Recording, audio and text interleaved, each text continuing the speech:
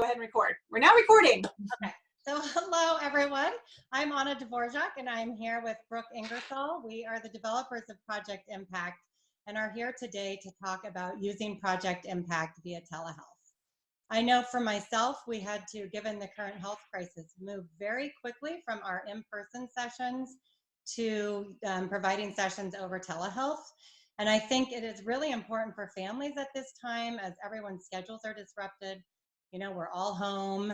We have a lot of changes that their children are still continuing to receive services. So we hope that by providing this today, those of you who are trained in Project ImPACT will be able to continue work with all of your families via telehealth. And so I'll turn it over to Brooke, who is going to go over the overview of the presentation, and then we'll get started. Great. Thank you. I'm going to go ahead and do a share screen. So it'll be a moment as I transition over.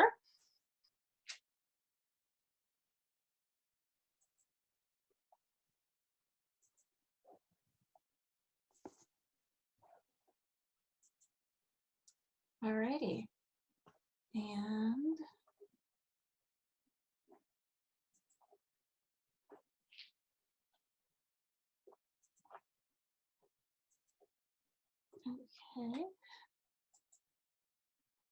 okay, so thank you guys. So what we're going to be talking about today is a very brief overview of the evidence base for telehealth. And then we're going to spend a bit of time talking about how to prepare your practice for telehealth, whether you are working for an agency or organization, or if you're doing this privately, some of the background knowledge that you will need to have to be able to implement a telehealth-based program effectively. Then we're going to spend some time talking about how to prepare the family to participate in telehealth, particularly if you are transitioning from in-person coaching to telehealth coaching. There are a number of things that we need to do to onboard families with that process. So we'll be spending a bit of time talking about that. And then we're going to be talking about how to conduct the coaching sessions that were designed to be done in person over telehealth. And again, what we are really going to be spending our time talking about is not specifically the Project ImPACT coaching strategies, but how do we take those coaching strategies that you should already know and translate them to a telehealth coaching model. We do have a Q&A function in this webinar that allows you to ask questions. And so after kind of each of these sections, we'll pause for a few of the questions to give everybody an opportunity to field some of those major questions a number of you might have, but then we'll also have some time at the end if you guys have specific questions. And then just to let you all know, with the webinar format, you are automatically muted and we are recording this. And so we will be posting the recording of this webinar on YouTube along with some of the links. Brooke, your screen isn't being shared right now. It's not. Nice. And then there were some comments that people couldn't hear us, but now it looks like you can. Okay, thank you for checking in. Go ahead. Oh, is it sharing? Okay, that might be Annabelle and Nora. Perfect. That's exactly what I wanted. All right, great. Everyone, now you can see my cute kids. Okay, wonderful. Can people see it now? Yes. Yes. Great. Okay, I knew there was something going on a little bit odd. Okay. And I'm going to go ahead and do that. Okay. All right, great. So people can see it now. Wonderful. All right, so again, let's see here. Moving on. All right, so just to begin with, some of the background on telehealth, for those of you who are kind of doing this transition very quickly, I can imagine it is probably a bit anxiety-provoking to be taking the kind of evidence-based practice you've been doing and all of a sudden have to shift modalities. But the good news is there actually is quite a bit of research that's been conducted on telehealth in a variety of disciplinary background areas. And what we see across a variety of disciplines is that there's strong acceptance that telehealth is an effective treatment modality. And that includes the field of ABA, psychology, speech-language pathology, early intervention, and occupational therapy. So each of these disciplines have published at least one article, if not many, on how to do interventions from that discipline effectively via telehealth. And there are a number of systematic reviews that are now available, kind of pulling that literature together, suggesting that telehealth-based services are actually effective. More specifically, we also see quite a bit of emerging research on using telehealth specifically in the field of ASD. And there are multiple single case and group design studies that have come out, most of them in the last 5 years, showing that telehealth is a very effective modality for delivering ASD intervention. And I have an example article up here of a systematic review of telemedicine in autism spectrum disorders, but we also have a more extensive research article list that is shared in the links, and I will let you know where that is. It's also at the end of this. So if you're looking for some more research on the effectiveness of using telehealth for the treatment of ASD, you can refer to that literature. And I will say in the area of ASD, most of the telehealth-based work has focused on teaching parents strategies to do functional behavioral assessment and functional communication training, as well as teaching parents NDBI strategies like Project ImPACT.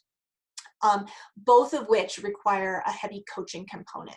So although telehealth has been used for direct therapy in some of the other disciplines, most of the work in ASD has really been focused on parent coaching, which is actually great because it fits in very nicely with the way we've designed Project ImPACT. We've also, in our lab at MSU, been actually doing Project ImPACT via telehealth for the last 5 years as part of a broader research project that's been examining ways that we can disseminate parent-mediated interventions more broadly. And so I'm not going to spend a lot of time talking about our research, but there is, again, some links to articles that we published in this area. And just as a brief overview, we've been doing this work. We started by developing the program using focus groups with parents and providers and administrators to really understand how can we effectively move a more traditional face-to-face coaching model to a telehealth coaching model. Then we conducted a pilot randomized controlled trial with 27 families, and we published some of our data based on that. And we are currently in the middle of a large-scale comparative efficacy trial with 90 families that's focused on helping understand the relative benefits of some self-directed learning, as well as the additional benefits of coaching. So what we can say across the research that we've done thus far is that we see families showing a high level of engagement in the telehealth-based interventions, and they rate the programs as very acceptable. Now, I will say these are families that are chosen to participate in a telehealth study. So we might imagine that families who aren't really given this option and are having to respond to these dramatic changes, we may need to think a little bit more about the acceptability and engagement of families for whom are not seeking out telehealth-based services. But what we can say from the research that we've had is even the families who've come in initially not sure whether or not they wanted to do telehealth really felt like the program was quite engaging and that the medium was very acceptable. We've also seen improvements in parent fidelity. So we actually see that when we do coaching over telehealth, parents can learn the Project ImPACT strategies, they get better at them, and that coaching is actually a key component to them learning the strategies. So we found that the families that received active coaching actually did much better in their delivery of the intervention strategies than families that just learned about it from a more self-directed approach. We also saw improvement in parenting stress and parent self-efficacy. So we're seeing some of the same changes we would expect from live therapy. And then importantly, we're really ultimately thinking about what are the outcomes for the children, and we also saw improvements in child social communication skills that tracked with their parents' use of the intervention strategies. So we're seeing pretty similar outcomes when we deliver Project ImPACT over the internet and over telehealth as we are when we do it in person. So I think some of this research can really allay some of the fears a lot of providers might be experiencing right now, as well as families about what's going to happen when we switch over to having to do this all remotely. There are also a couple of advantages that I just wanted to emphasize about doing coaching over telehealth when we're thinking about delivering Project ImPACT. I know many of you are being faced with having to do this for purely pragmatic reasons, but there are some actually nice things that we see when we offer coaching. First of all, compared to clinic-based coaching, when you're actually on video, you actually can develop as a coach a better understanding of the family's home and home routines. And this is particularly important now when everyone's home and home routines are sort of being disrupted, but also having to be kind of reconfigured in the current situation. So this actually will give you a really good understanding of sort of what the family's home environment is like and how to overlay or interweave the strategies into their daily routines. Also, because we actually can't do hands-on modeling, and that's one of the limitations we have with telehealth, parents have to do the work. They have to be the one that's working with the child. And so in cases where we have families that are somewhat hesitant to kind of get in there and actually practice, this model really lends itself well to setting up that opportunity. There really is no other option. The parent can't sit back and wait for you to do more demonstration because this is the way in which the intervention is being delivered. So this is a very nice element both for families, but also for coaches who might be a little less comfortable having the families take over. Another nice thing is, we'll talk a little bit more about this, but since we're already on this remote medium, it really sets up some of the expectations that we can share video. And so we actually can have parents share video from routines and interactions that happened even when you weren't present. So parents can get more feedback on those home routines, and we can do things like, rather than having them do the practice plan, just have them videotape themselves doing the practice plan and show it to you, as opposed to having to simply talk through the practice plan. Now we also can include more family members. So we have siblings that are home, we have perhaps grandparents that are living in the home, we have more family members, and everyone is actually most likely at home. So by doing telehealth, we really get the opportunity to pull additional family members into that process and give family members a role. I know that we've particularly with a lot of siblings being home, there are more opportunities for them to maybe participate, either participate by helping with filming or actually getting in there and actually learning some of the strategies with their siblings. Depending on the software you use, but most of the software does allow us to do recording, screen recording. And so this is actually another nice benefit because it's built in. So you can actually record the sessions you do with the parents as long as you have permission, and then you can share it with them. You can share it with them over a password protected or a Dropbox for business or any kind of HIPAA compliant file transfer system. And so family members who were maybe not able to participate in that coaching can go back and watch it at their own leisure, and you can build greater expertise within the family. And then finally, for families who may have completed Project ImPACT and are now moving back into direct services, this may be a really great opportunity to re-engage them in the direct, in practicing with their child and really using those strategies, because now they're definitely having to be the primary intervention provider. So Brooke, we had one question about research. In terms of the families participating in your study, did they span different SES, socioeconomic status levels and education levels? Great question. Absolutely, they did. We do not require families to actually have internet access or computer access. We did provide it as part of the study. So we did see a range of families who came from a variety of backgrounds, many of whom had access to the technology, but some of whom required us to provide them with the technology. So we also had families that had different levels of experience with sort of remote instruction. And we actually have looked at that. It's a relatively small sample, but we actually have looked at parent education and SES and location as possible moderators, meaning whether families that come from different educational backgrounds might do better than other families that come from different educational backgrounds. And we actually are not seeing any relationship suggesting that families across a wide range of SES backgrounds actually can engage effectively with telehealth. Thank you. So now we're going to talk a little bit about how to prepare your practice for telehealth. And those of you who, let me ask you before we go, I might actually do a poll really quickly and ask, let's see. Are you currently providing Project ImPACT over telehealth? And if not, are you planning to do it over the next month?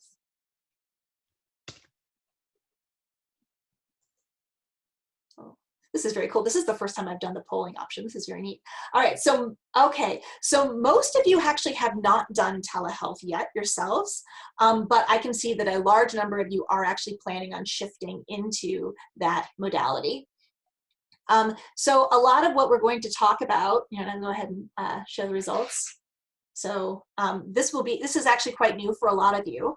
So there are a lot of things to consider when you're kind of getting your program off the ground. The first thing I want to note, let's see. The first thing that I want to note when we do this is that there are a number of telehealth guidelines and regulations in place that you should be aware of when you begin doing this in your practice. Across a variety of professional organizations, they have developed their own telehealth guidelines. So there's some good guidelines that have been placed out, that have been put together by the American Telemedicine Association. Those are kind of the main ones around telehealth. But then each professional organization has adopted their own guidelines. So there are some guidelines written by the APA for providing teletherapy. There are guidelines put out by ASHA for speech-language pathologists. There are some recommended guidelines for early intervention providers. So again, these links are available in the chat bar.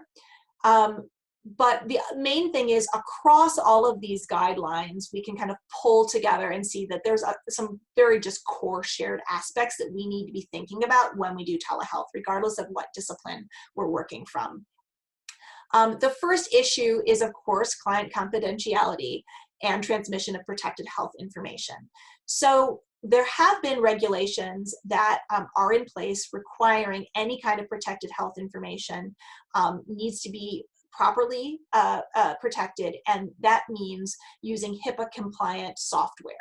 And specifically HIPAA compliant software where there's a business associate agreement, which basically means the third party provider of that software will not share any of the data that is transmitted.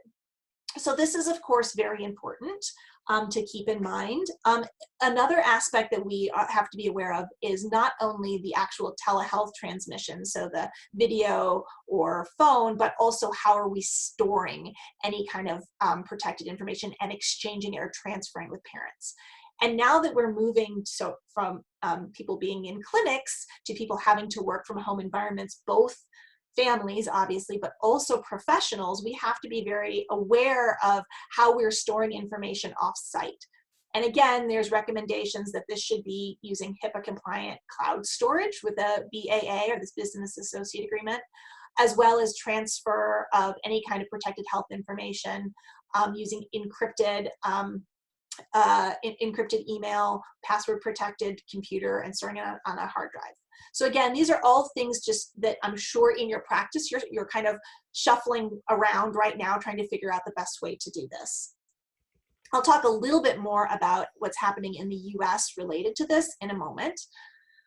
The other aspect that we see really when you're doing telehealth is it's really important, as you would do for any therapy, but to have informed consent with the families, and particularly if you're transitioning immediately from in-person therapy to telehealth-based therapy, you need to go through a new consent process where you're really outlining what are the differences between telehealth and traditional services. If there will be any video or audio recording, again, telehealth really does provide good opportunities for this, making sure that you get parent permission for this. You need to have a clear discussion of the privacy risks and how the privacy risks may be different and more when you're doing telehealth versus in-person therapy. And then you also want to make sure that you're being open about costs and potential differences in insurance coverage. And I'll talk a little bit about that in a moment. Because insurance may or may not cover telehealth services depending on your discipline in the state that you're in. So the last thing you just need to be aware of as you're thinking about this is regulations around reimbursement. I know those of you who are providing services that are reimbursed by insurance are probably thinking about, how am I going to get paid for this? The first thing to be aware of is states in the United States, states regulate reimbursement for telehealth services. So it's very important to know what your state law is around reimbursement. And there also are state regulations around being able to provide therapy across state lines. So you also want to make sure, particularly if you live near a border where some of your clients may be in a different state, where they might have come We just lost your sound. Oh, and I'm you sorry. froze a little bit. All right, I'm unstable for a moment. Can you hear me again? Now I can hear you. Okay, great. Sorry about that. The beauty of telehealth. So you want to make sure that you understand the regulations around doing cross-state therapy for those of you who see families who are living on the border and living in a different state. You also want to check with the insurance companies that you work with. They all have regulations around what they will reimburse. And just be aware that the modality and the software that you use may drive whether or not you can get reimbursed. So for example, Anna was telling me that some of the insurance companies she's worked with said that you can use some types of software, but not others if you want to get reimbursed. So just being aware of these things. All of this to say is this should be something that you should be aware of in your practice, and you should be communicating with families. In the current COVID epidemic, a lot of these guidelines are being changed in the moment. So traditional reimbursement for telehealth services may change actually with what's going on currently. So just being aware and making sure you're calling your state organization that regulates your discipline, as well as the insurance companies you're working with. So in order to be able to do this effectively, you are going to have some technology and space requirements. Obviously, both you and the family are going to need to have access to high-speed internet or cellular service. You're both going to need to have access to a computer and webcam or a smartphone or a tablet. You're going to have access to video conferencing software of some sort. You'll have to have some way of communicating information back and forth to parents, whether that be email or text. If you're working from home, which most of us are, you should be able to have a private space as the coach so that you can keep as much privacy as possible for the family. And then for the coach, it's really important to use a headset. So again, that you can keep more privacy for the family so that the sound from the computer isn't going throughout your own home. In terms of issues around the video conferencing software and video chat apps, there are a number of HIPAA compliant services that you can use. And these are all ones. Zoom for Healthcare. Zoom is great. We actually, both Anna and I, use Zoom in our work. But also Skype for Business does allow for HIPAA compliance. But currently, the U.S. Department of Health and Human Services has waived the requirement of HIPAA-compliant software to promote rapid access to telehealth. So they actually do allow folks to use non-HIPAA-compliant software during the current COVID-19 pandemic. So this is likely to change after, but currently you can actually use a wider variety of platforms. They were explicit, though, you may not use public-facing apps such as Facebook Live, Twitch, or TikTok. In terms of the materials that you're going to need to be able to do this effectively, you're going to need a copy of the parent manual. And it's really nice because actually Guilford does now have an ebook version of the parent manual. So we highly recommend that you get the ebook version that you can use during screen shares with the family. You're also going to want to use the video links on the Guilford website to show video examples. And so Anna will talk a little bit about this when she talks about coaching. And last, we really recommend that you use the coaching forms and make them fillable. We've actually done this for some of the most important forms that you want to use with parents, such as the practice plan or the social communication checklist. So there is a link, and we will let you download fillable forms for those versions so you can use that. Let me pause and see if anyone had any questions.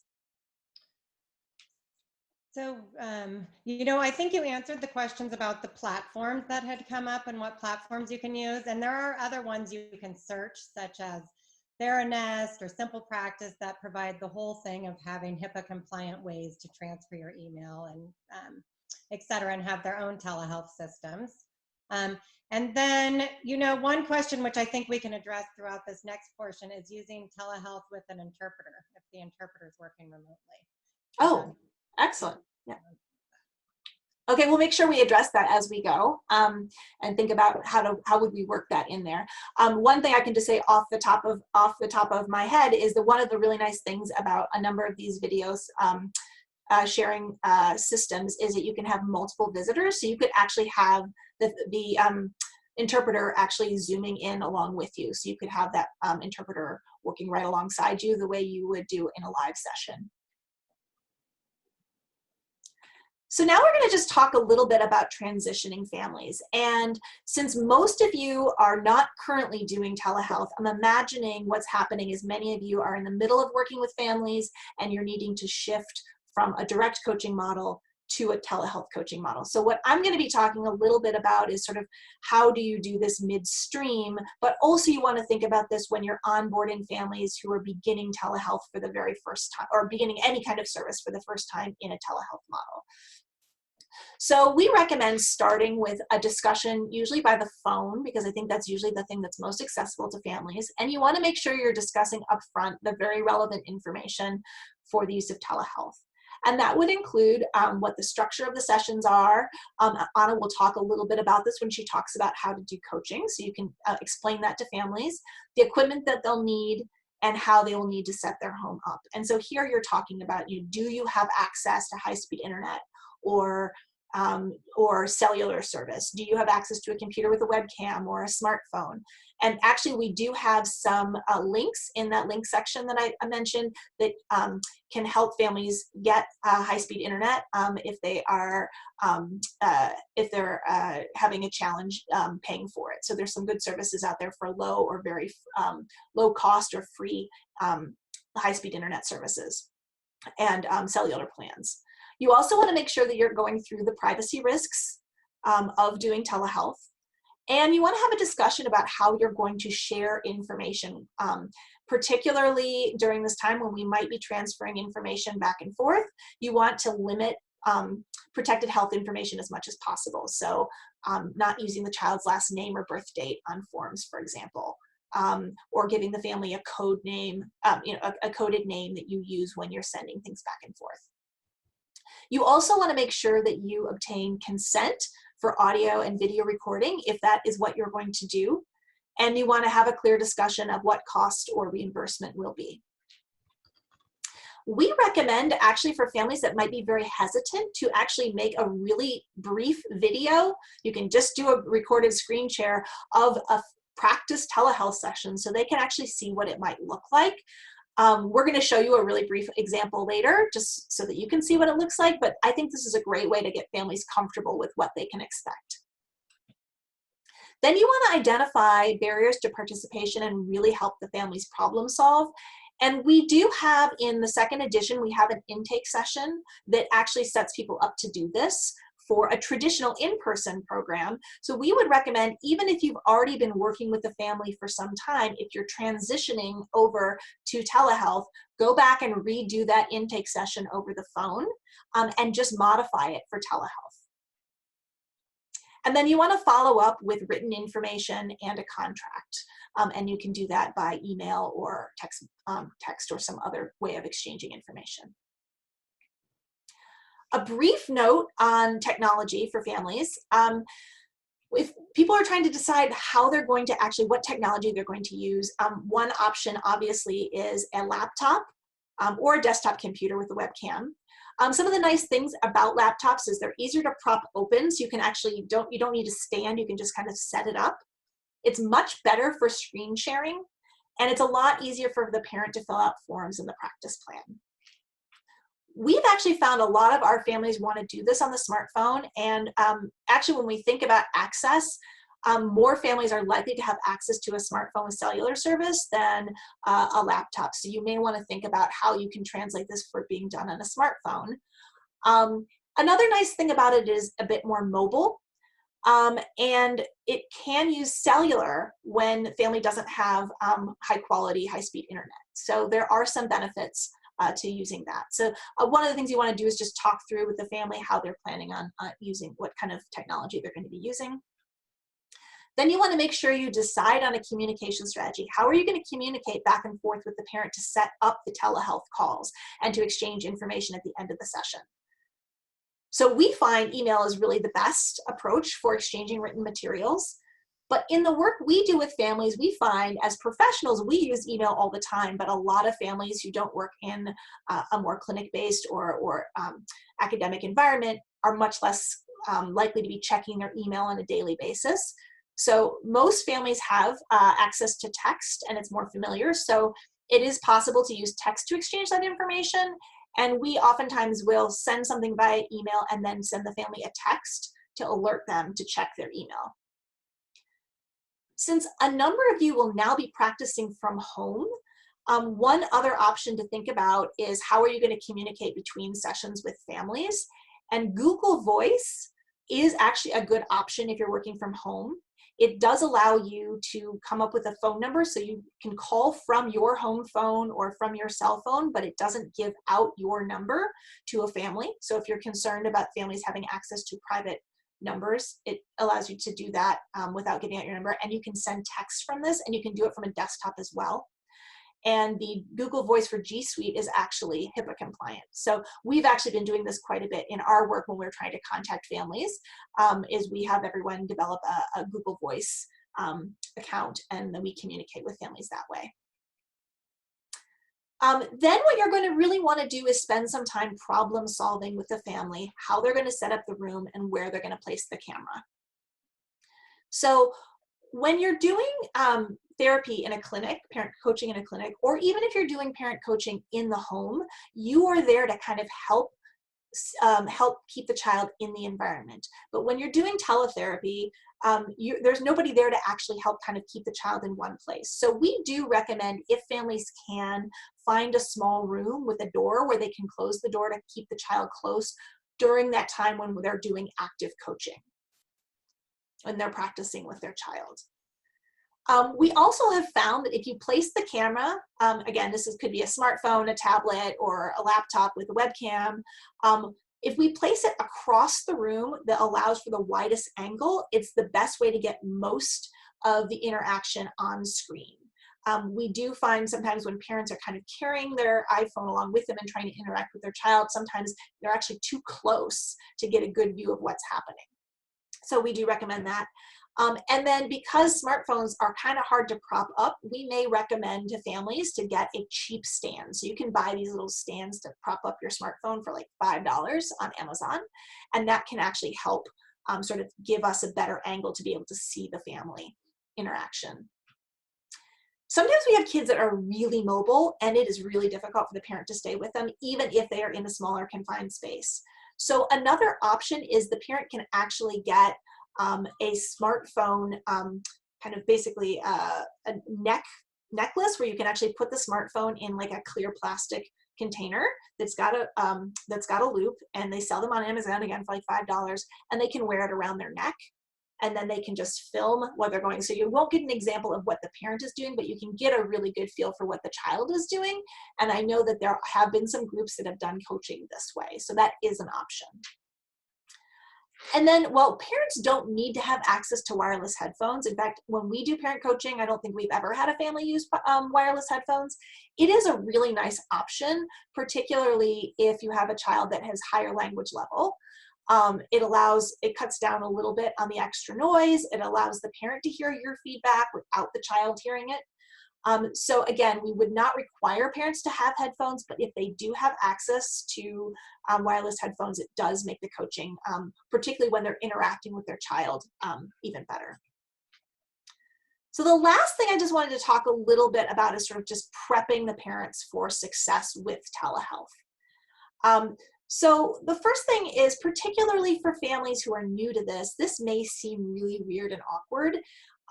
Many of those families might already have a good relationship with you, so switching over to telehealth may not be that hard, but I do think it's important to acknowledge with the family that it might actually take a few sessions for it to start to feel natural.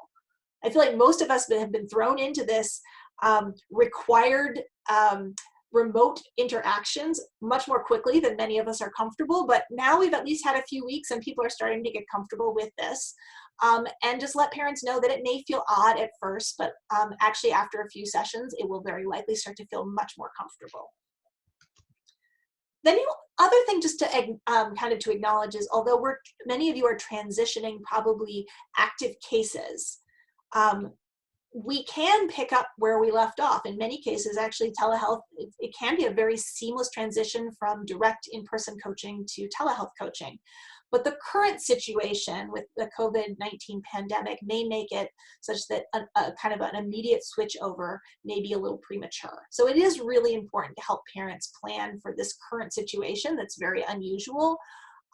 We might need to spend some time addressing parents' immediate needs, really helping parents adjust their expectations. There's been a lot of information out there on how parents can keep their children learning and engaged during this time. And as a working parent myself, I find a lot of that both inspiring, but also it can make me feel really anxious and guilty that I'm not able to do all of those things while also doing a full-time job. So also letting parents know that although they're going to be moving over to the coach, that their most important thing is that they're parents to their children, and that they don't have to be doing these therapies with their children every waking moment, that they can have time for downtime.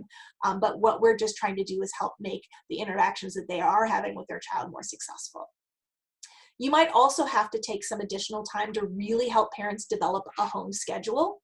So we do this anyway as part of Project ImPACT, but with this transition, families' home schedules are probably totally different than what they were a few weeks ago. So taking extra time to really help them think through what would a general home schedule look like.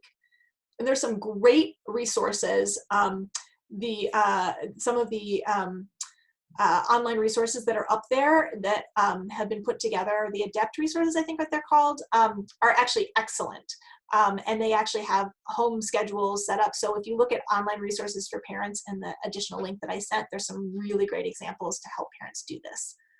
And then you might also want to think about additional resources to help parents manage the stress that they're experiencing as part of the current situation.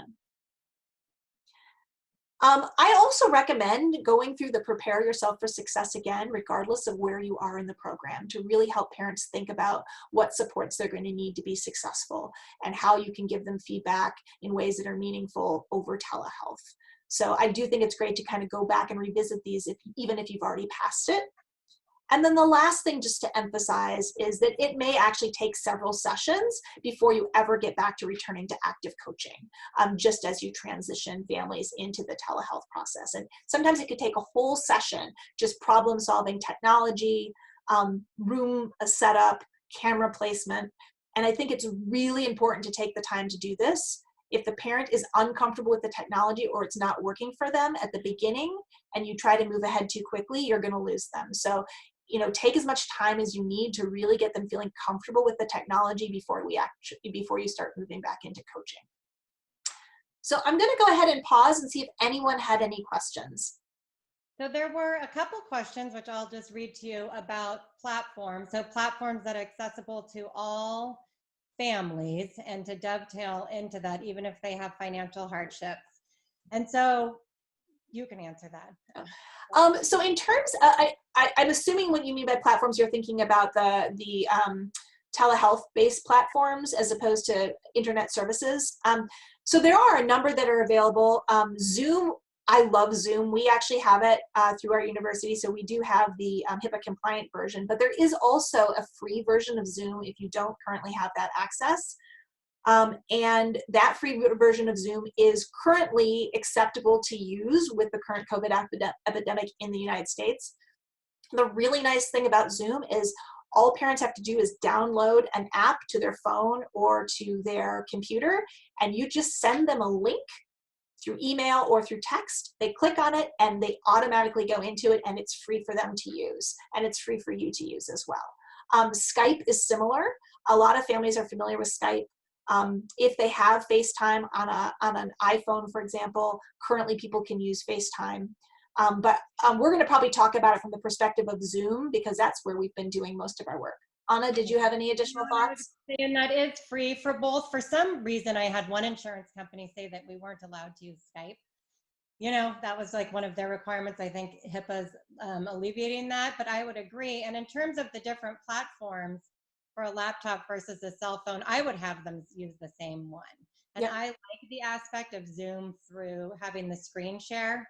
If Yep. your organization also has something like Simple Practice or Theranest, some of those platforms that allow you to exchange exchange secure emails and reports, they have their own telehealth system that is only paid for by you as the provider, and I think it's $10 a month per provider or something, and then the parents, you send them a link and they have access to that. And then there was a question about the research, and so there is a link to the research article Brooke discussed that has been published on your resources materials, correct? Mm-hmm. And then in terms of the guidelines to allow us to gain permission over the phone or email, I'll talk about that with the documentation, but you essentially need to document it in the child's file so you can obtain the consent from the family via email, over the phone, and then you document it within the child's notes. And then in terms of parents automatically having access to the ebook version of the parent manual, you can purchase it, and I'll show you what that looks like, rather than, I think Guilford might even have something where you can purchase a book and the ebook, and it's just a slightly different price together. And I'm going to answer some of the questions about seeing positive results longer and when we get to some of the coaching sessions. And then somebody also asked about the What's Up app. I would think that would be allowed. I haven't heard or used it one way or another. Have you? No, interestingly, it was not one of the apps that was actually listed on the Health and Human Services guidelines. But I can imagine that it's not HIPAA compliant, but I would imagine What's Up might be usable. I know that it's a much more common platform used outside of the United States. So I think that's definitely something that would likely be okay during the current pandemic. I think so too. Yeah. And then there was one question in terms of platforms about the difference between Google Voice versus Google Voice with G Suite. And since I don't use it, I'm going to turn that question. So Google Voice is free. The Google Voice with G Suite is typically, they also have, it's the additional business version that requires a BAA. And so currently, I would imagine you'd be fine with the current pandemic to use the Google Voice free version. But if your organization is thinking about doing this longer term, you may want to think about investing in the G Suite version. And again, that there's a cost associated with that, but I'm not sure what it is. Okay. And then we had one question which I can respond to about, do you bill for the intake sessions over the phone? And I don't, because it's part of my intake process when I'm onboarding a new client, and I tend to streamline it and have it be conducted in like 15 minutes, and then the rest of the explanation of the program and the more in-depth is done during the first goal setting as it's outlined in the coach's manual. Okay. Great. And I think that we got the questions there. Great. So I'm going to go ahead and stop sharing my screen, and then Anna's going to switch over and share her screen. Okay. So now let me come here up and let me get this. You're going to see the back end of the presentation for a second. For some reason, my screen is blank for a moment here. And that's the technology. And I've noticed, I don't know if anybody has, but my internet connection, I think so many more people are working over it that sometimes it's slow or it cuts off, or Brooke, as you froze, which doesn't normally happen when we have our meetings. Let me just mention one other thing that I think that's also something, as you're starting to talk to parents, families about this, is mention that things might happen where they'll freeze, the connection might not be that great, but that you'll problem solve through it. So I think that what happens sometimes if families get frustrated really early on with the technology, that can be a major barrier. So just acknowledge that, you know, it's not a big deal if we freeze or we lose you or you drop us, we'll call you back. This happens a lot. We've been able to coach through it just fine. Okay. So now we will get, thank you, Brooke. And now I'm going to pass the questions and chat over to you. We will go on to conducting the coaching sessions. And I think you will find, and I'll show a little clip, that this is really quite similar, and hopefully that you can transition these Project ImPACT sessions to telehealth relatively seamlessly. One thing, as Brooke discussed, that we use is Zoom. And I really like Zoom because some of the features that it has for the system, one, it has the interactive video chat where you can see the parent and you're interacting with them. It has the screen sharing, which I really like for putting up the practice plan. So essentially, much as how I would do this in person, now I can share it via screen or share the materials for Guilford as well. It also has a chat function, which you guys are all using now, and you can chat on the side. So when you're giving feedback, if it's better not to give it immediately, we'll talk about, you can type some in there for the parent and then go back and review it. It also allows for screen recording, which is nice. So you could record the parent-child interaction. And I don't think you can show it immediately with Zoom, but then you could look at it during the next session as well. And then there are breakout rooms, which is really nice if any of you are going to do the group session and you want to do some of the parent shares within that. So for the first thing that I just really want to mention is the goals of your coaching sessions do not change at all as you shift from in-person to telehealth. You still are really wanting to focus on recognizing the parent's strengths and efforts. And I think, as Brooke was saying, this is really a stressful time for a lot of people. Things have changed. People are working from home. The whole family's at home. And I know some families, if one of the parents works in the healthcare system, they may not even be able to come home now because they're isolating. So there's additional stressors. So we really want to point out what the parent is doing well and what is working well, recognizing their strengths and efforts there. You still really want to make sure that you provide an opportunity for the parent to practice and receive feedback. So this is really important, as we talk about in all the workshops that you've attended, when you are providing a parent implemented intervention to provide coaching and feedback. That said, I do think there are some institutes right now that aren't allowing telehealth, and so we'll talk about how you can do some best practices maybe over the phone as well if you don't have access to that. You still want to be jointly identifying and problem solving the barriers, and this is really important. You're not there to demonstrate or to show or to walk the parent through, so you really want to be identifying and talking them through any challenges that may come up, and what are some solutions to that, and listening, having that collaborative style that we talk about, listening to their suggestions. And then you really, I mean, this is particularly important, increasing parents' independence during daily activities, because right now the parent has had a shift and they are doing a lot of the daily activities. You know, the child may not be, I know here in Oregon, where we are all home and child cares are closed, you know, and intensive services the child may have been involved in. Now they're at home and going through the daily activities. So you really want to help the parent talk through a number of those.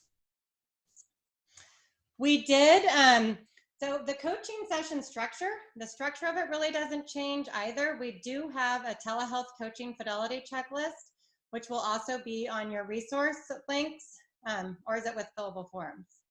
Somewhere. On one of those.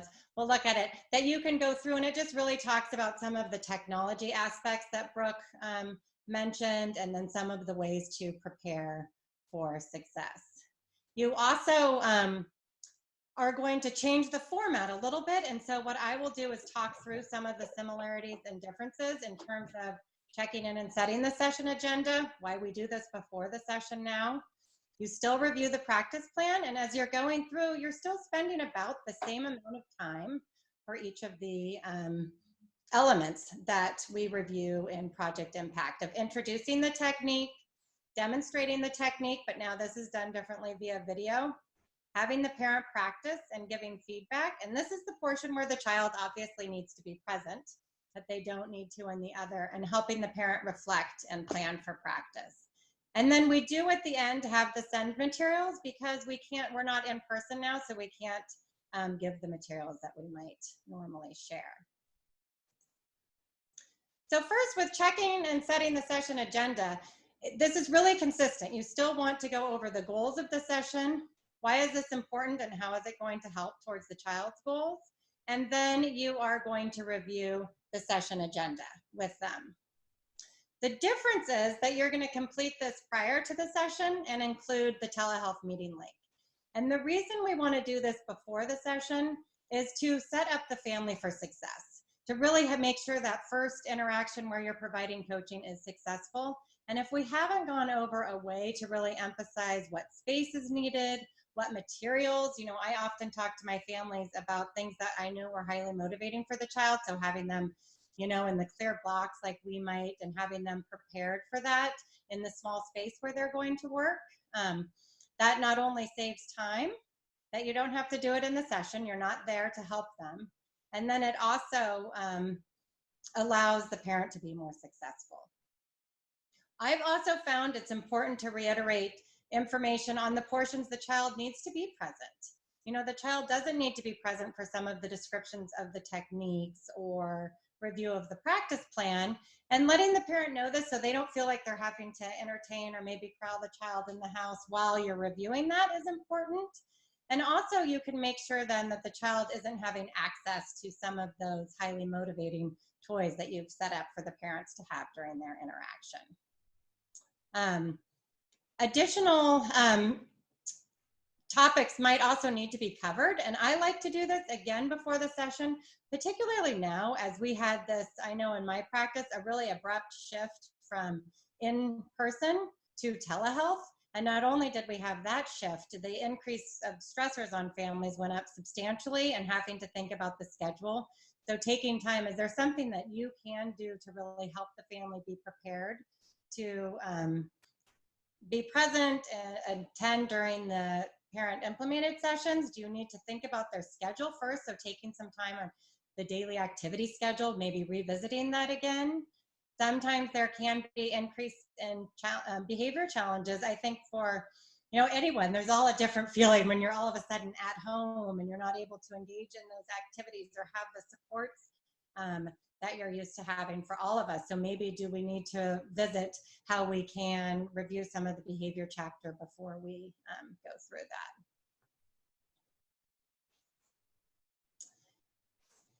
And then you review the practice plan. And this is really consistent. You're going to review the written practice plan and problem solve any challenges since the previous session. And I'll show you one of the fillable forms when I talk about setting the practice plan.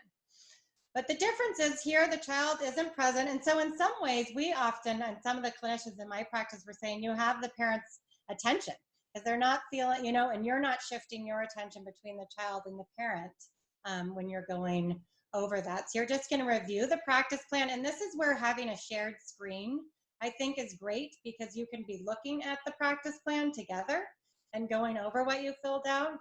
I also think one of the benefits of the telehealth sessions is that often when I would go into the home in my session, so I write the practice plan and I leave it for them, but I don't necessarily have a copy. I've taken notes, but now we have the same plan that we're going over and we can share so we don't have to be looking for that aspect. And then you introduce the technique. And this is consistent in that you should provide a brief description. You're still going to talk about the key elements of the strategy. You still want to discuss how that's going to help the child work towards their goals. And you still want to go through and discuss the think about your child questions. The difference is the child does not need to be present. And then you're going to share the ebook on screen, which actually I can show you what that might look like with it. And then I just wanted to say one thing you might do as well is toggle between the description and the video. So say you want to attend to the parents' learning styles, as you always are, and we talk about in our workshop. So if a family might have an easier time attending to one description, say if I was working on playful obstruction, I might say, you know, first we're going to use the anticipatory phrase to let the child know that we are about to interrupt them. So that looks like, and I would show them, and then I might show them a video, and which I'm also going to show you in a second, where you are just telling them, now I only want you to watch for the anticipatory phrase. And then maybe the next time you would have them watch for the actual interruption.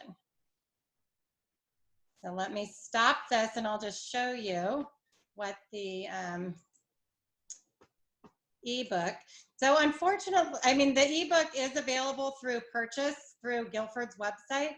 And I am sorry, I don't know the exact pricing, but maybe we can look that up. I do feel like you can get access to both having a manual and then the ebook. We often, I don't have the parents have the ebook. I still have them maybe have their hard copy, and then I'm just showing them this over the group. So say if I was going over, let's say if I was going over playful obstruction, I would just click here and I would be able to highlight what they have in there. Whoops, I realized I pulled up the coaching manual, which is also available via ebook. Which would have the session agenda, but you would talk about the key elements and the sequence graphic for that.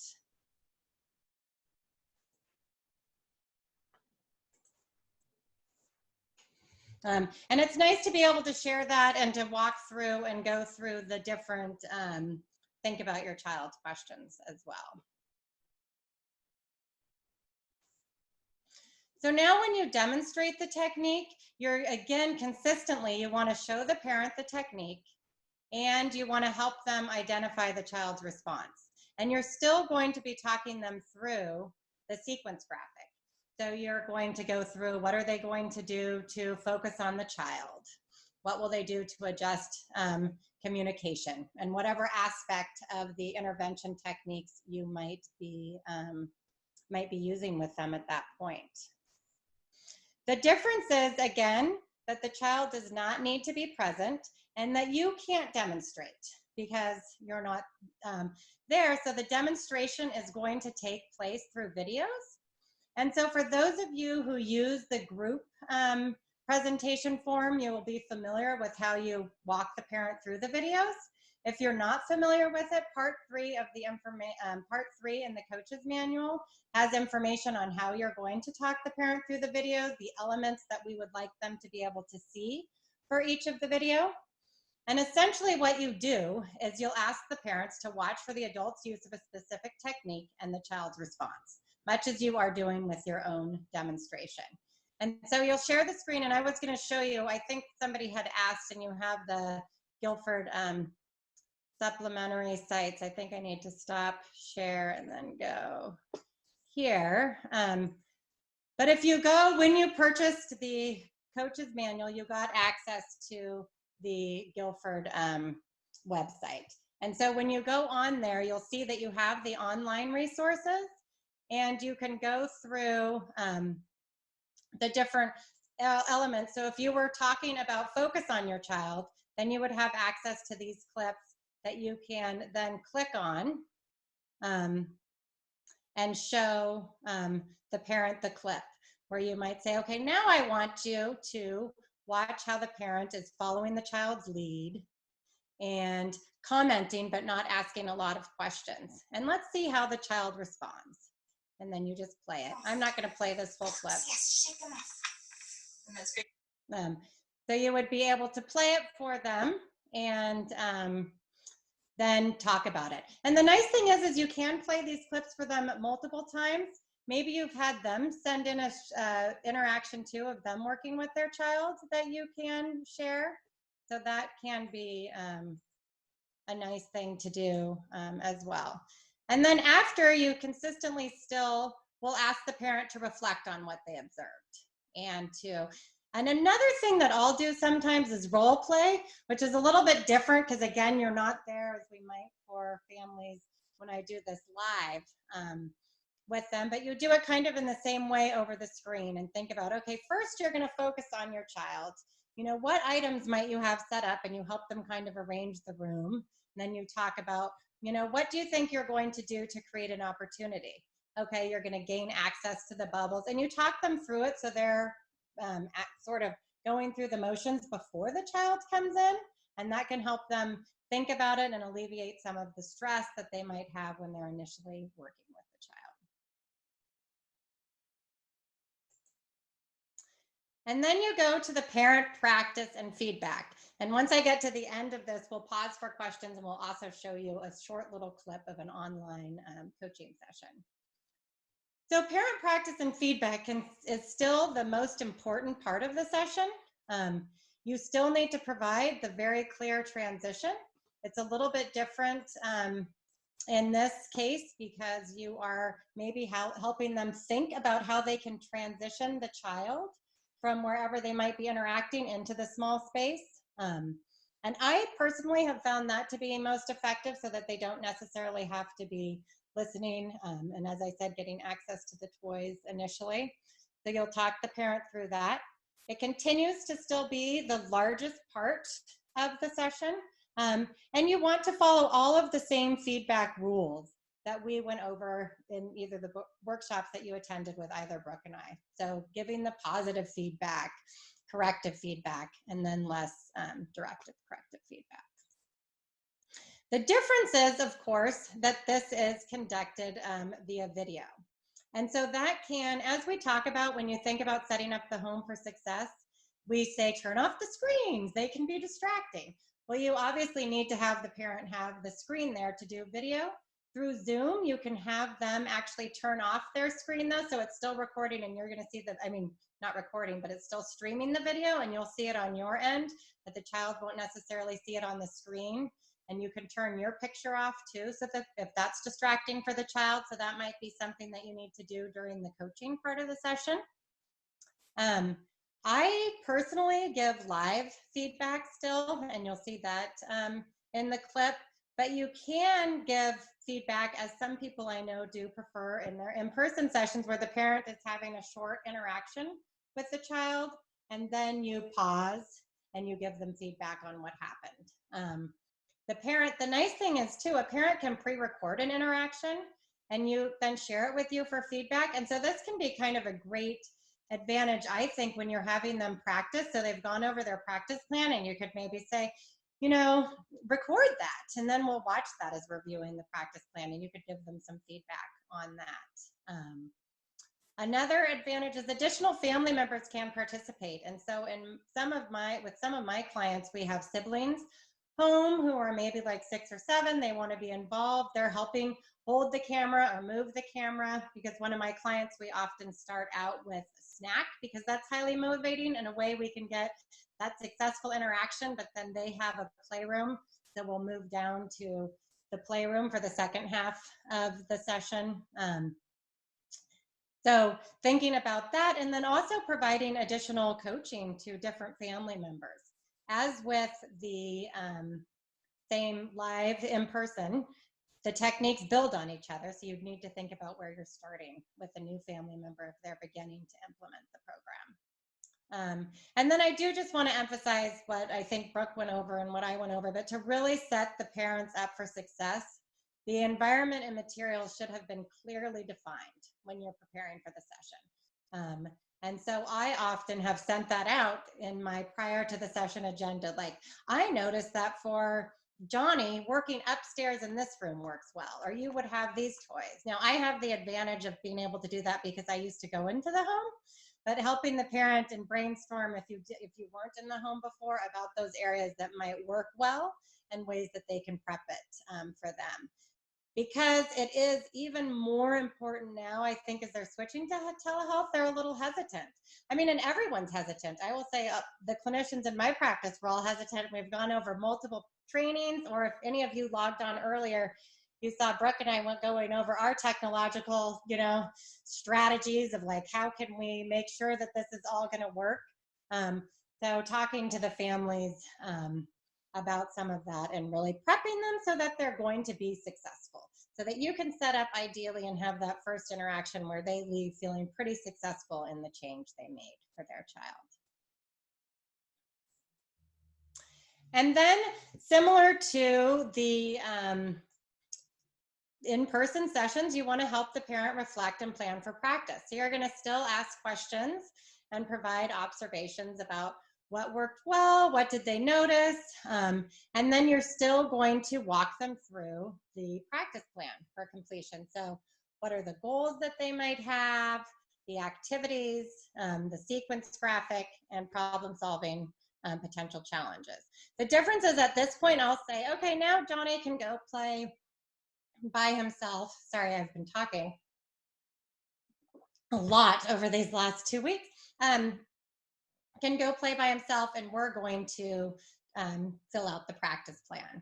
And when you fill out the practice plan, you'll have these, you will have these fillable forms that you can fill out and, whoops, here it is, that you can fill out and share. And so you would just say, okay, so today we were talking about playful or communicative temptations. And as we said, this really works well to help Johnny start to initiate or to request, maybe to stay with you back and forth. Is there a particular goal you would like to work on? And so if they say, okay, we want to work on him asking for things, you just go ahead and you fill this in. And this is why we were thinking the fillable forms are so nice to have. What activities are you going to use? And you can say during snack time. And so you will review that in the same way that you do during your in-person sessions. You'll just be typing it out and then sharing it with them later. And I realize, and I think that we said at the beginning, we are assuming that everyone has attended a Project ImPACT workshop, so we're not going over the specifics of that, but we will get to some of your questions. And I sometimes, because I can do this and I find that the parents are, the child isn't necessarily there anymore, so they don't have the stress of, thinking about the child's attention span maybe waning. Sometimes I'll fill out two, so if they want, what is the clear sequence for snack, or what is the sequence for bath time, if we can work on multiple routines. Because I think helping them generalize that early on across activities is important now that the child is home with them during all of the activities.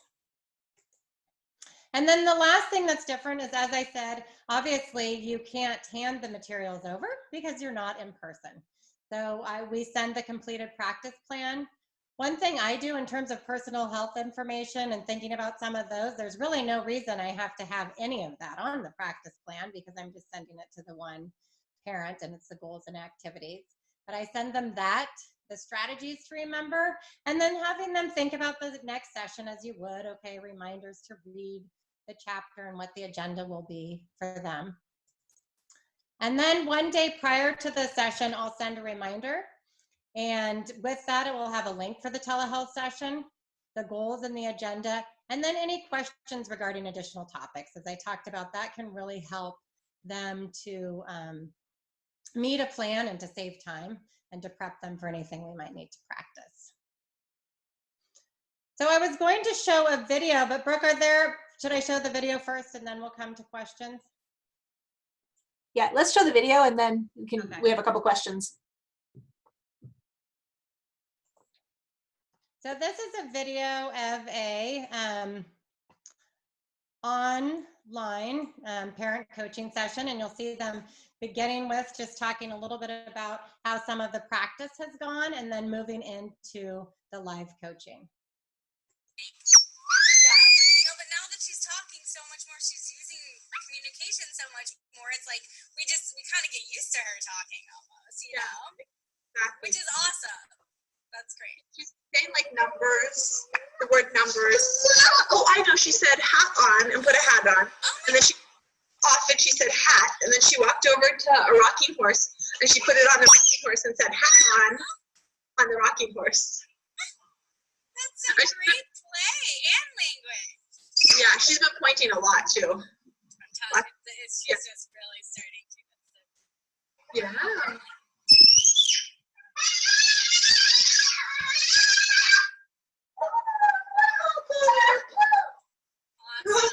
Kimmy, that was so good that you waited till she gave you the word instead of just accepting her kind of screeching. That was great. Yeah, she used that like 4 times. More bubble, more bubble, more.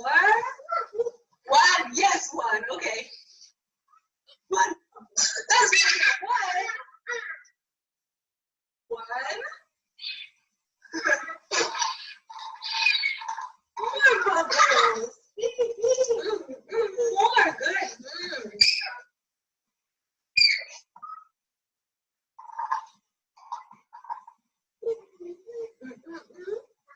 More bubbles. More. Good. More. That was a point and a bubble. I don't want bubble. That is awesome. With a point, and she looked right at you. So there you probably noticed, and we can answer any questions now, but see how the clinician continued to provide feedback. Her face was turned off during the feedback session, but she's providing the positive feedback to the mom live and changing the child's behavior with them. They're showing not only the technique the parent's using, but as well as the child's response.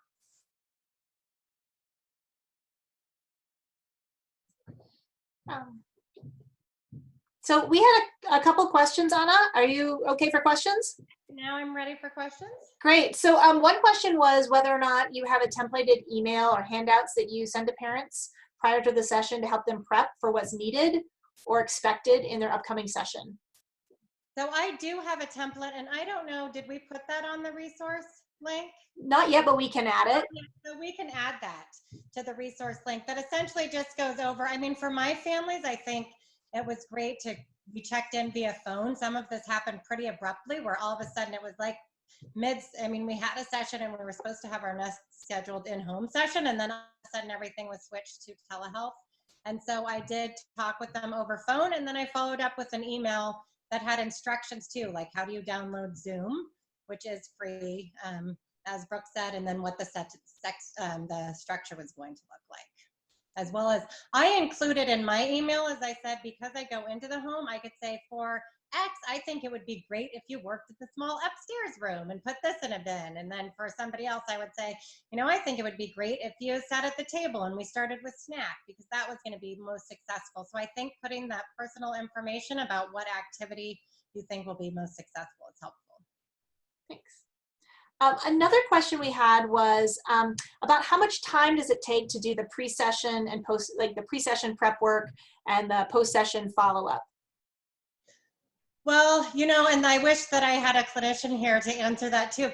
For me, I don't feel like it takes very long at all, because for the pre-session, I have kind of a blanket, you know, email that I've gone over that just has the structure, and you're adding the information that that's pretty much planned in the outline of the session in the coach's manual. This is what we're going to do. The only thing you're adding is the space, which is probably going to remain pretty consistent, and the materials that you're thinking through.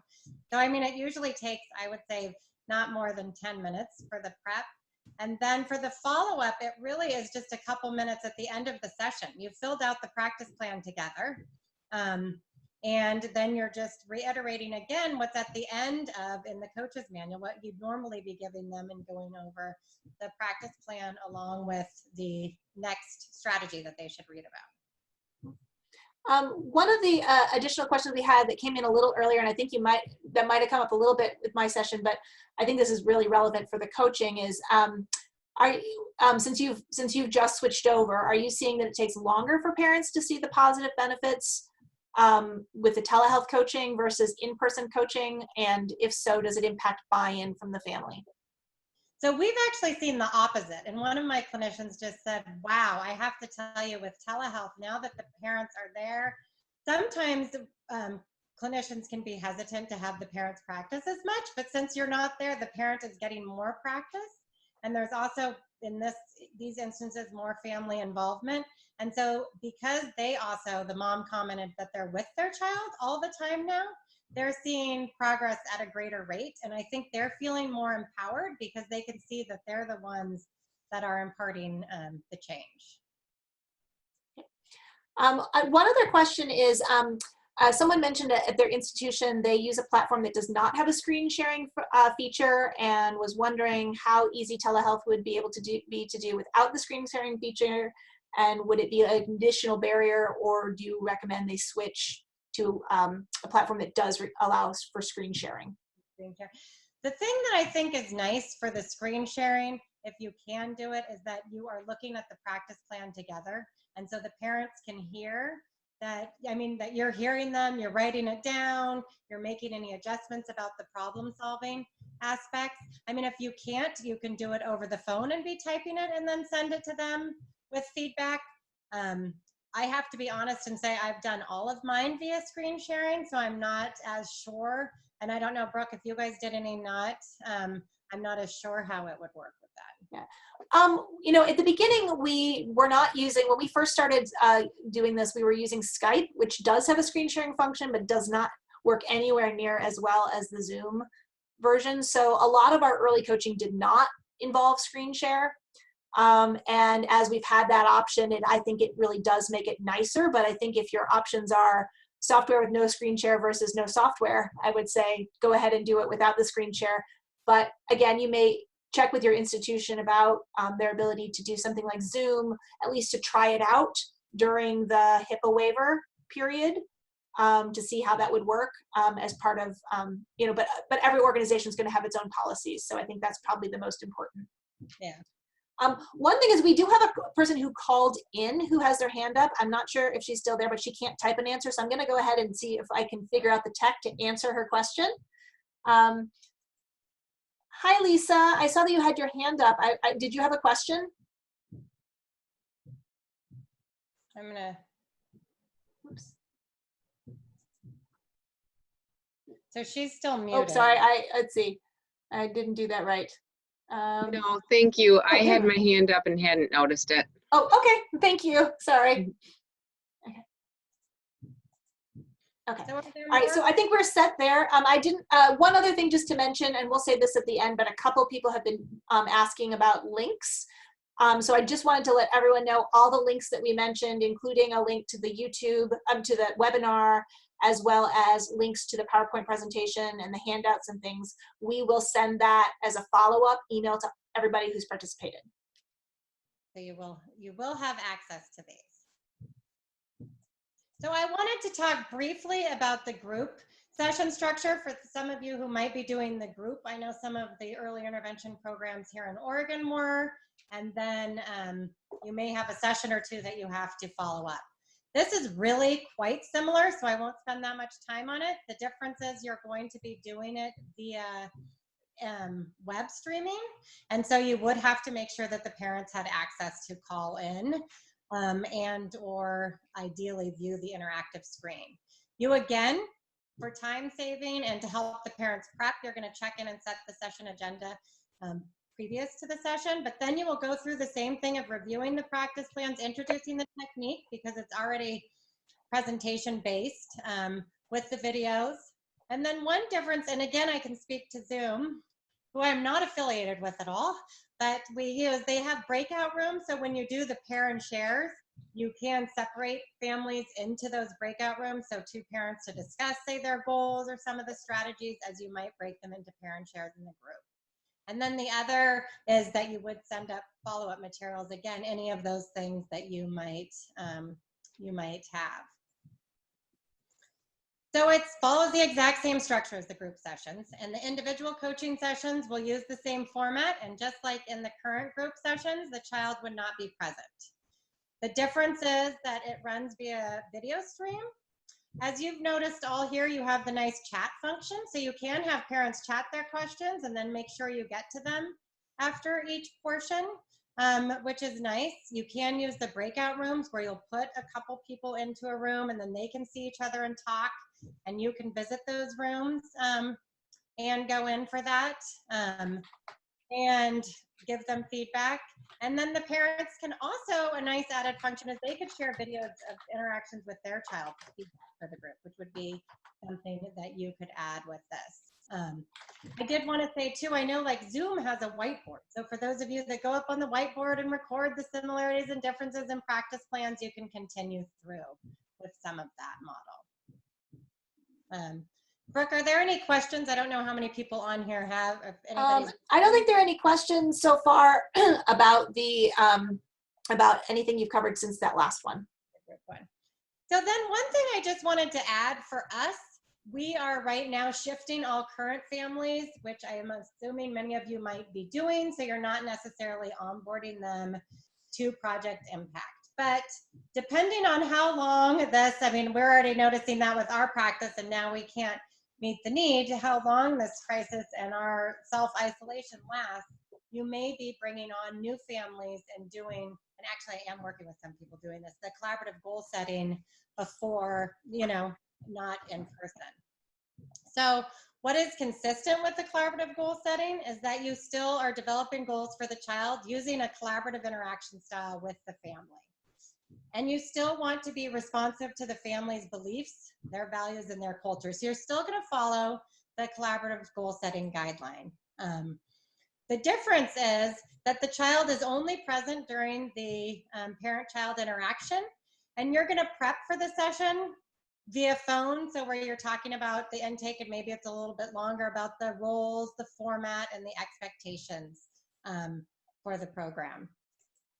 So what you'll do, and for those of you in the coach manual, if you think about how we have it divided, if you can do the 24 sessions, but even if you can't, if you can add a little time for the goal setting, to do session 1, where you're introducing the skills the child will learn, so you're still providing that description of the social communication core areas of engagement, communication, imitation, and play. And then you're going to observe the parent-child interaction. So instead of going through with your interaction with the child, you're going to obtain the data on the child's skills using the parent-child interaction, and if they have any previous reports from current skills. And you might sometimes coach parents to probe specific skills if you haven't seen them and you're wanting to think about where the child is. And you'll do that during the first session. And then you will send the parent home, and you would explain this over the session, the social communication checklist. So give them an explanation of how to complete it and let them know they can contact you with questions. But you have them complete it before the next session, and they'll return it to you. And you'll obviously also complete your social communication checklist based on the interaction you observed with the child. And then during the second session, you're going to collaboratively set goals. And the child doesn't need to be here, but you're going to go through the same format you do, using the Getting Started questionnaire to have the parents, the parent goals, helping them think about the long-term goals in each of the areas, the current skills, and then setting those specific and measurable goals. And you still, and this is where I do think video is nice. Personally, maybe it's just me too in this time of isolation to see and get that interaction if you can, but you can obviously do it over the phone as well. And then in terms of showing the parent what all the strategies look like together, on the Guilford website during the first session, there are pre and post videos. And so you can show that for a demonstration of the technique, because you still always want the parent to see what this is going to look like together before you break it down into those critical components. Are there any goal setting questions? We had a couple questions that would be probably relevant both to the coaching and collaborative goal setting, which is, do you have suggestions for how to manage sessions when the child has to be present the whole time? Because we have a lot of single families at home. right? And so with one of my families, I have that, and there's also 2 other kids, and one is quite young. And so, helping the parents think through what the children can maybe be engaged with. You saw in the online clip too, sometimes I have some kids then who are just looking at the screen, and maybe looking at me, but trying to brainstorm with the parent what the child might be able to be engaged with. And that's going to happen the same thing whether you were presenting this information over the phone to them one-on-one or over the interactive video.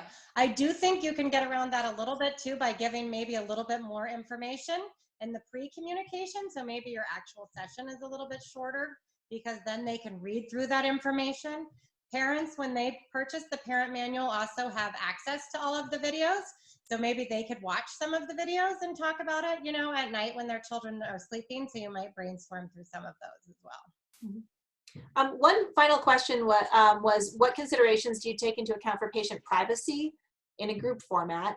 And I can mention this because we've done a number of groups, and it would be basically the same patient privacy discussions that you would have for any group, where you're upfront at the beginning and you talk about confidentiality.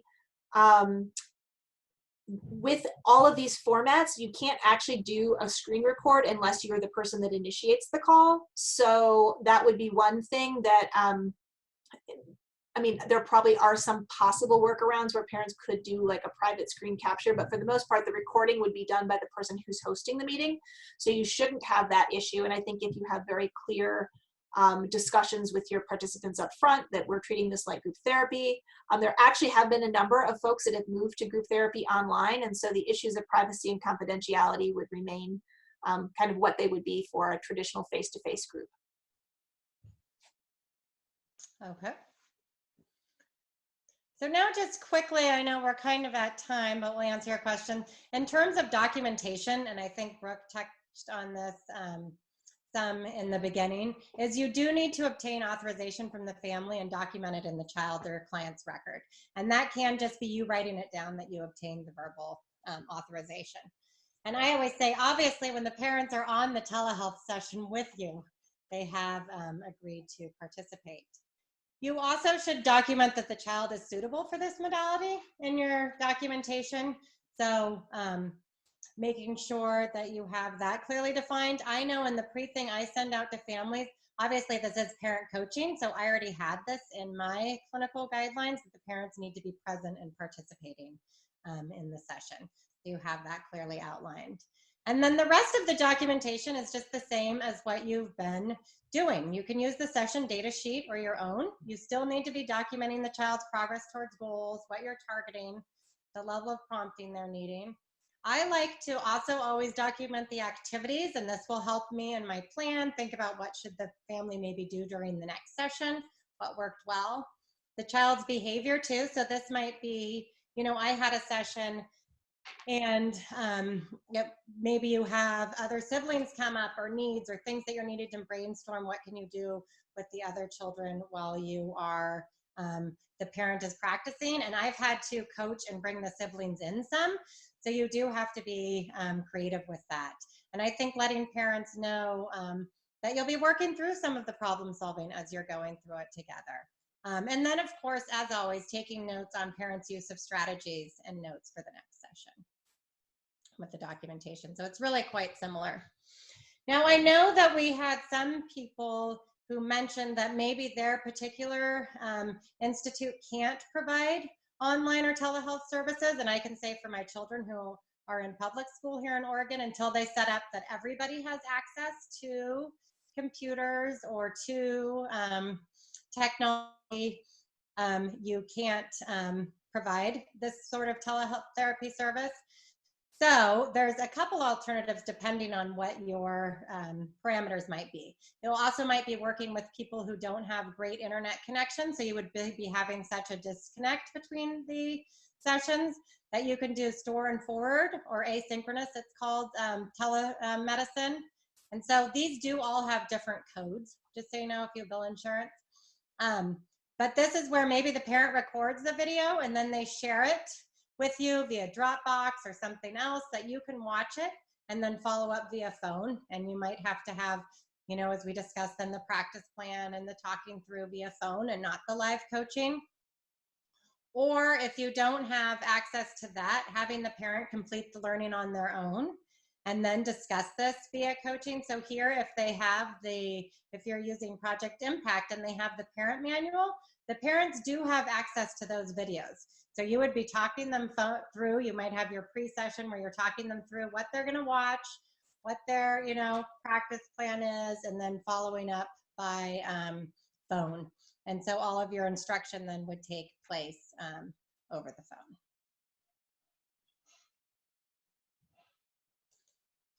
So that was probably a lot of information, but hopefully will help some of you transition to the telehealth sessions, as I know it's something that is the only way to provide services to families. And as I said in the beginning, the reason we put this together is I feel like for families, this is the greatest time that they can really use that extra support, both not only with the Project ImPACT strategies for coaching, but also for helping them set up their schedules at home and problem solving through those aspects. So you have a link, as Brooke said, it's in here, and then we will also put them up to the fillable forms, the resources for Project ImPACT, and then both of our contact information. I will stop my sharing now.